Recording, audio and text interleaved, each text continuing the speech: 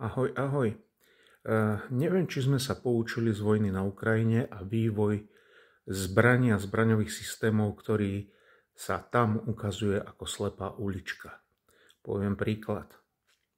Stále budujeme ťažké alebo ľahké obrnené divízie, keď vidíme, že akýkoľvek tank, akýkoľvek obrnenec, hoď ako drahý, je ničený dronom za 500 až 1000 eur. Stále trváme na svojom a máme podpísanú zmluvu na oškoše, ktoré americká armáda už neodoberá. Dokonca dnes som čítal nejaké rozhodnutie, že aj UH-60 sú vyradzované z americkej armády. Oškoše nebudú ďalej nakupované, lebo sa ukazuje, že darmo sú obrnené, darmo sú vyzbrojené, sú ľahko ničiteľné za pár eur. A my nakupujeme nové drony, nakupujeme nové systémy rušenia. No, ja neviem. Nejaké dronové jednotky sa v armáde zavádzajú alebo chystajú zavádzať.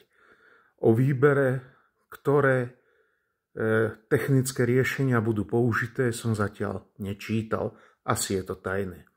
Ale vôbec som nepočul, že by sme chceli nenakúpiť tie obrnené kuriérske autá oškoše, ktoré sú v podstate na nič. Je to náhrada gazíka, ktorý má dopraviť kuriéra z bodu A do bodu B.